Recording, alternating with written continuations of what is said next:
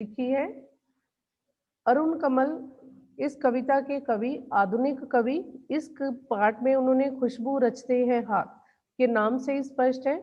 जो खुशबुओं का निर्माण करते हैं, जो सुगंध के निर्माता हैं, उनके बारे में बताया है। एक तरह से एक सामाजिक समस्या को लिया है उन्होंने कि एक वर्ग जो है वो, चाहे धनी वर्ग कह दें हम, जहाँ पूंजीपति वर्ग, जो अपने उद्योग को बढ़ाने के लिए, अपने व्यापार को बढ़ाने के लिए क्या करता है कि सिर्फ एक दूसरे वर्ग का शोषण करता है, उसको इस्तेमाल करता है, उनसे खुशबुओं का निर्माण करवाता है।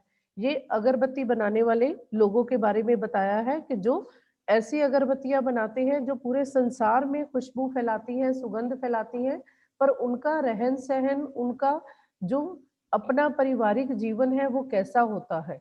कई गलियों के बीच, कई नालों के पार, कूड़े करकट के ढेरों के बार, बदबू से फटते जाते इस टोले के अंदर। टोले सामूहिक रूप में रहना, किसी जगह पर टोला बनाकर रहना, के समूह में रहना, कलेक्टिवली, के खुशबू रचते हैं हाथ, खुशबू रचते हैं हाथ। अब यहाँ पर कवि क्या कह रहा है कि अरुण कमल के कई गलियों में, जो तंग गलियां हैं, उनसे गुजरने के बाद कई नालों के पार, के ऐसे नाले जो बदबू से भरे रहते हैं, जिसमें हर समय कूड़ा करकट रहता है, कूड़े करकट के ढेरों के बाद, कि वहाँ का वातावरण कैसा है जहाँ पर ये लोग रहते हैं, जो खुशबू रचते हैं, कि गलियों में, तंग गलियों में बसे हुए हैं, नालों के पार है, कि उनके घर के आसपास नाले हैं जिसमें हर समय कूड़े करकट के ढेर जो हैं वो रहते हैं, और उन ढेरों से हर समय बदबू बदबू आती रहती है। और बदबू के कारण इस यहाँ पर रहना, बदबू से फटते जाते, इसके बदबू जो है वो इतनी अधिक है कि वहां पर कुछ समय सहन कर लेने के लिए रहना भी कठिन हो जाता है। और उस टोले के अंदर, उस समूह के अंदर क्या करते हैं लोग? खुशबू रचते हैं हाथ, अपने हाथों से खुशबू का निर्माण करते हैं, सुगंध के निर्माता हैं, कि वो लोग ऐसी परिस्थिति में रहने के लिए मजबूर, जहां पर हर समय गलियां गंदगी से भरी हुई है, नाले में कूड़ा करकट भरा हुआ है, हर तरफ बदबू का वातावरण है, और बदबू भी इतनी कि वहां पर कुछ ही फटते जाते, कि वहां पर उस बदबू के कारण आम आदमी के लिए असहनीय वातावरण के थोड़े समय भी टिकना मुश्किल, असंभव। तो उस जगह पर वो टोला बनाकर सामूहिक रूप से रहते हैं, और करते क्या है? खुशबू रचने का काम, कि एक तरह से देश के लिए, संसार के लिए जो अगरबत्ती बनाते हैं, चारों तरफ सुगंध फैलाने का कार्य करते हैं, वो लोग उस स्थान पर रहने के लिए मजबूर। अब वो कैसे लोग हैं जो ये काम करते हैं, उन लोगों के बारे में पहले, उनके रहने का स्थान कि वो कैसा है, बदबू भरा। अब कौन कौन से लोग हैं जो खुशबू रचने का काम करते हैं? उबरी नसों वाले हाथ। उबरी नसों वाले हाथ, आपको ये प्रतीक पूछे जाएंगे। यहाँ उसने सिंपल सिंपल उदाहरण दिए हैं कि उबरी नसों वाले हाथ किसका अभिप्राय है, कि कौन से लोगों के बारे में कहा है? बुजुर्गों के बारे में, बूढ़े लोगों के बारे में। क्योंकि आपने देखा होगा जो बूढ़े हो जाते हैं, उनके हाथों की जो नसें हैं वो बाहर की तरफ दिखाई देने लगती है। तो उबरी नसों वाले हाथ, के जो बुजुर्ग लोग हैं, बूढ़े लोग हैं, वो भी इस कार्य में लगे हुए हैं।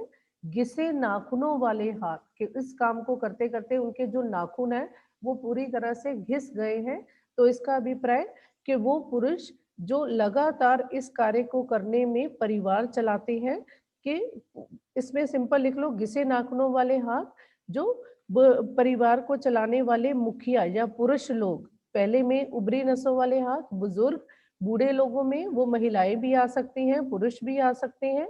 घिसे नाखूनों वाले हाथ, के जो पुरुष है, परिवार को चलाने वाले हैं, वो भी इस कार्य में लगे हुए हैं। पीपल के पत्ते से नए नए हाथ, छोटे बच्चों के हाथ, कि जो अभी कोमल है, मुलायम है, कि वो हाथ भी इस कार्य में लगे हुए हैं। जिनके हाथ कैसे हैं? पीपल के नए नए पत्तों जैसे कोमल और मुलायम, वो हाथ भी इस कार्य को करने के लिए मजबूर हैं। जूही की डाल से खुशबूदार हाथ, कि अब ये नौजवान लड़कियों के बारे में बताया है, कि जो सुंदर लड़कियां हैं, उनके जो खुशबूदार हाथ हैं, वो जूही की डाल, के जूही की डाल के समान, जिसमें हमेशा महक रहती है।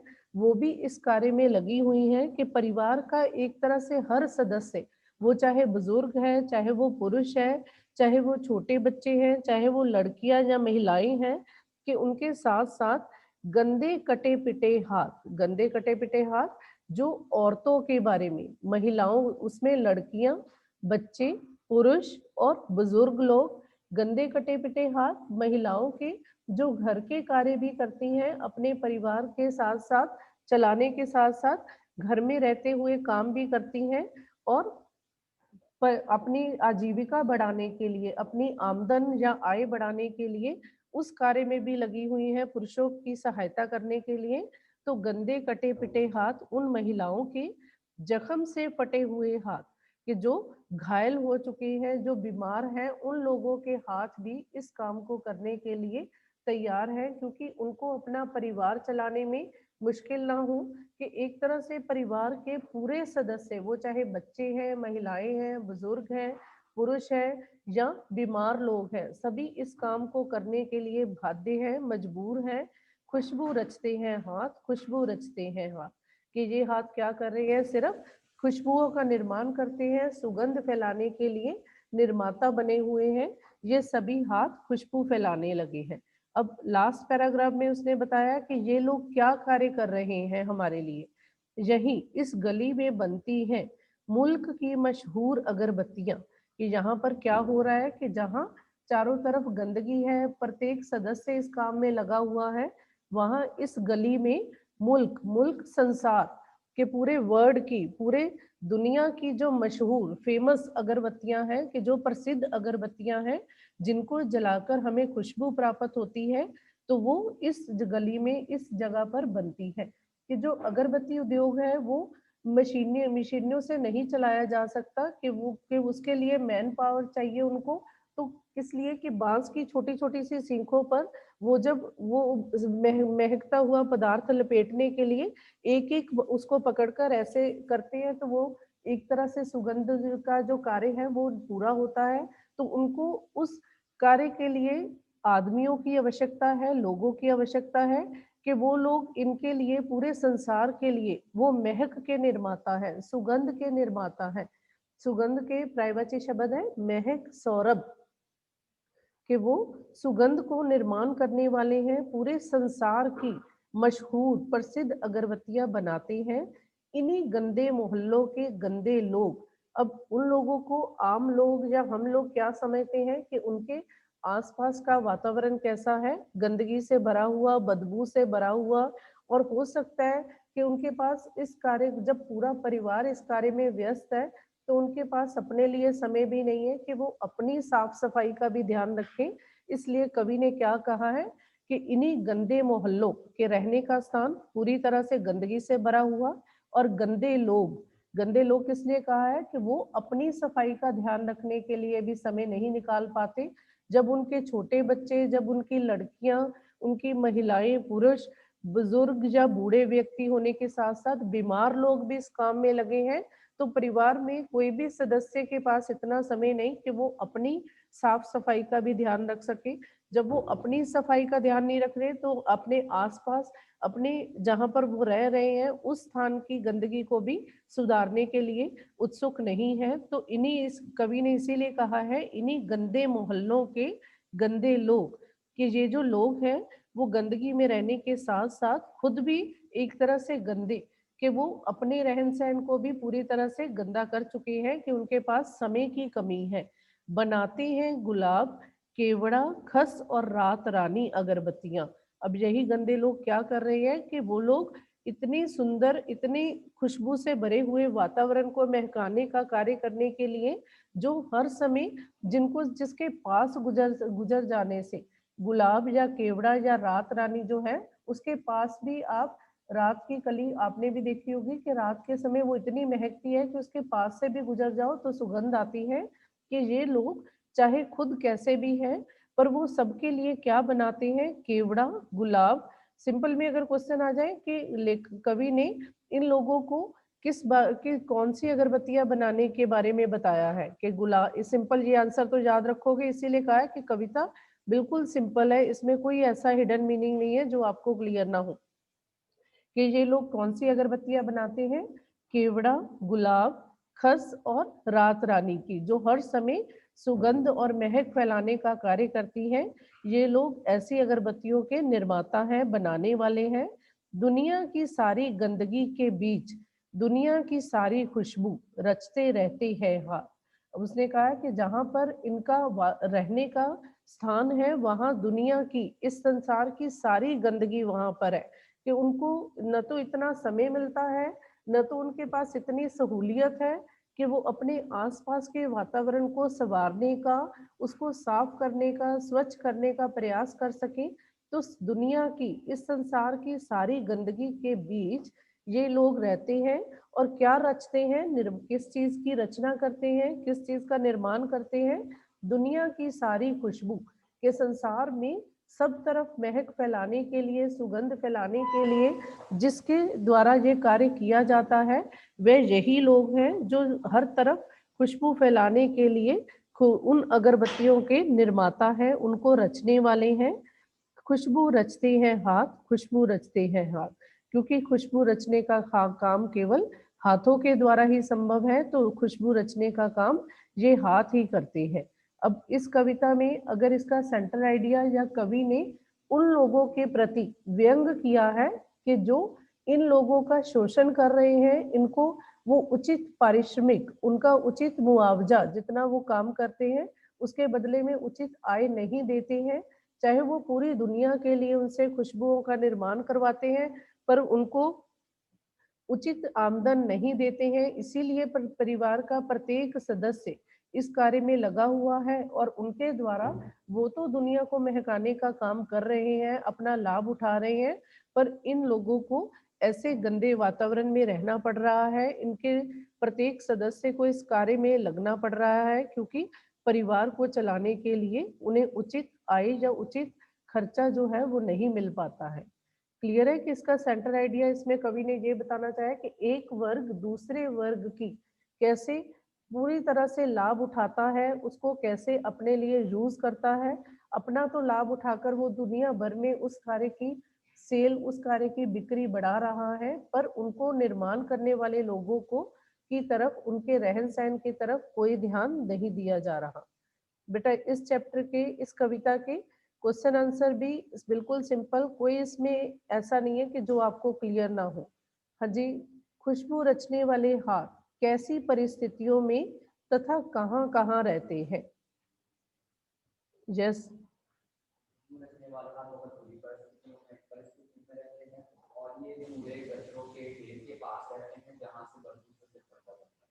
और कैसे वो एक समूह के रूप में, एक टोला सा बनाकर रहते हैं कि सामूहिक रूप में उनका रहने का स्थान सामूहिक के एक समूह के रूप में रहते हैं, और वो हर तरफ जहाँ गंदगी है, एक ऐसी बस्ती में रहने के लिए मजबूर जहाँ हर तरफ बदबू के कारण, कूड़े करकट के ढेर के कारण आम आदमी का रहना या जाना भी संभव नहीं है। वो ऐसे स्थान पर रहने के लिए विवश है या मजबूर है जहाँ गंदगी, कूड़ा करकट और हर समय आने वाली बदबू के कारण वातावरण असहनीय है। कविता में कितनी तरह के हाथों की चर्चा की गई है?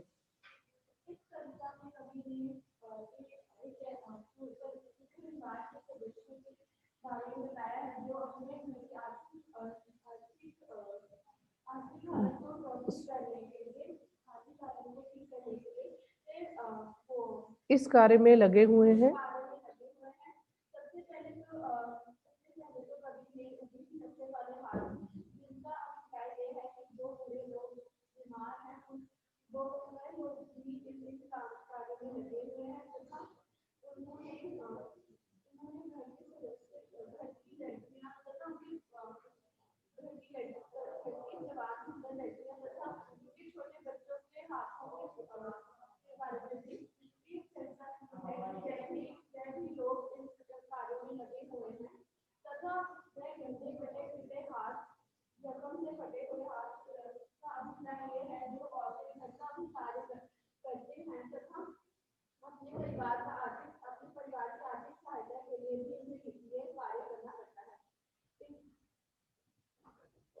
कविता में कितने तरह के हाथों की, पीपल से पत्तों के, सिंपल में चाहे सामने सामने लिखते जाओ, पीपल से पत्तों से अभिप्राय छोटे बच्चों के हाथ, उबरी नसों वाले हाथ, बुजुर्गों के हाथ और गंदे कटे पिटे हाथ महिलाओं के, और उसके साथ जख्मों से भरे हाथ के जो घिसे नाखूनों वाले हाथ पुरुषों के हाथ, जख्मों से भरे हाथ जो बीमार हो चुके हैं। एक तरह से परिवार का प्रत्येक सदस्य, बुजुर्ग, पुरुष, महिलाएं, लड़कियां, बच्चे और औरतें, सभी लोग इस कार्य में लगे हुए हैं। सिर्फ किस उद्देश्य से?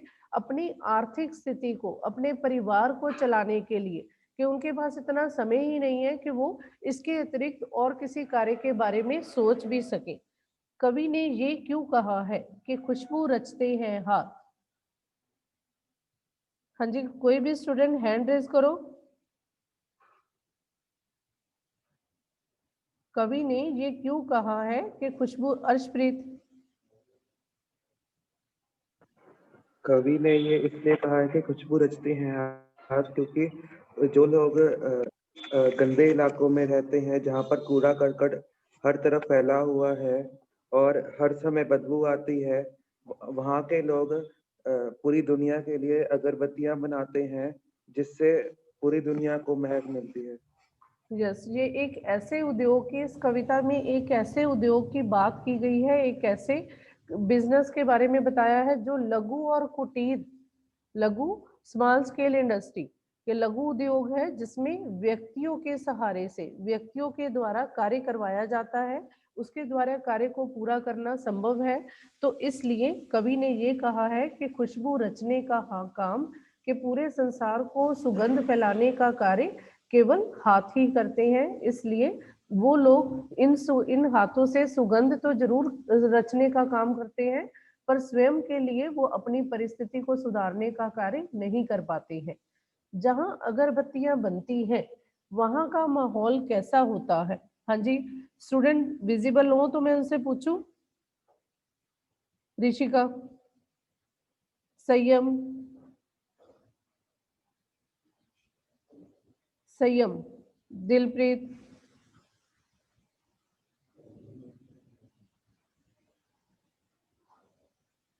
आपकी क्लास में ऑलरेडी, यस, जहाँ अगरबत्तियां बनती हैं वहाँ का माहौल बहुत ही अलग होता है।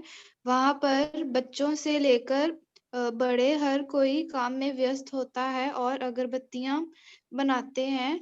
वहाँ पर बहुत ही गंद फैला होता है और उनके पास इतना समय नहीं होता कि वह काम से हटकर अपने आसपास सफाई रख सके। कि वहाँ का माहौल के बारे में जो शुरू में हमने किया है वही आंसर, कि माहौल कैसा है, कि उनका जहाँ अगरबत्तियां बनती हैं, जहाँ पूरे संसार के लिए खुशबू रची जाती है, वहाँ का माहौल गंदगी भरा, चारों तरफ बदबू फैली हुई, कूड़े करकट के ढेर, और लोग जो हैं सामूहिक एक बस्ती में रहने के लिए मजबूर।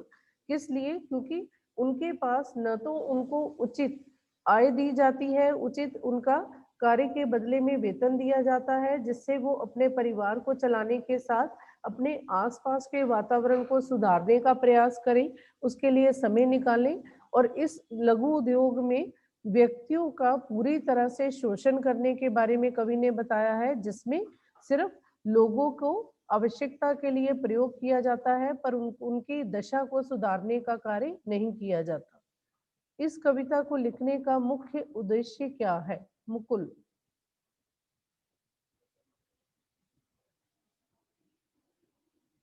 यस,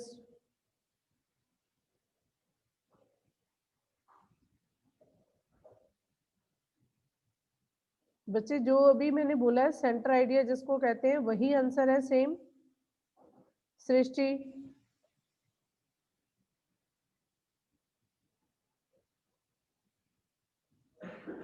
अर्शप्रीत, इस कविता को लिखने का मुख्य उद्देश्य?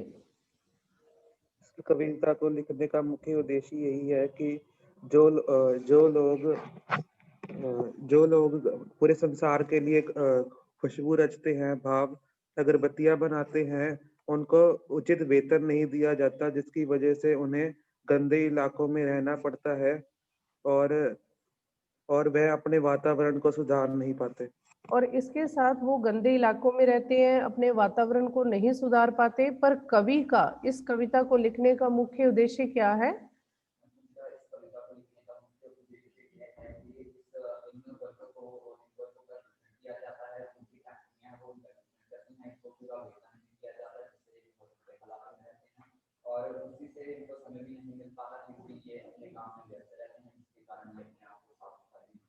कि इस कविता के को लिखने का उद्देश्य कवि का क्या है कि वो एक सामाजिक समस्या कि हमारे समाज की उस समस्या को हमारे सामने लाना चाहते हैं कि जिन लोगों के द्वारा खुशबू रचने का, वातावरण को महकाने का कार्य किया जाता है, उन लोगों को कैसी परिस्थिति में रहने के लिए मजबूर कर दिया जाता है। क्योंकि कोई भी व्यक्ति गंदे इलाके में या गंदी स्थिति में रहने के लिए स्वयं उत्साहित नहीं होता। इसके लिए उनको मजबूर किया जाता है कि उनको उचित वेतन, उनके कार्य के बदले में उचित वेतन या उचित पैसा जो है वो नहीं दिया जाता। उस वर्ग द्वारा जो दूसरों के शोषण करने का कार्य करने के साथ अपने लिए लाभ उठा रहा है। ये नहीं कि जो बनवाते हैं वो भी ऐसी परिस्थिति में है कि उनको इतना फायदा है ही नहीं, तो वो उद्योग चला ही क्यों रहे हैं। पूरे संसार को, उसने कहा है कि सिर्फ भारत में ही नहीं, पूरे संसार में खुशबू फैलाने के लिए ये फेमस है कि प्रसिद्ध कार्य कर रहे हैं। पर फिर भी लोग ऐसी स्थिति में रह रहे हैं कि आप अंदाजा भी नहीं लगा सकते वो कैसे गंदगी भरे वातावरण में रहने को मजबूर है। हाँ जी, इस कविता में कोई भी कंफ्यूजन अभी भी किसी भी स्टूडेंट को हो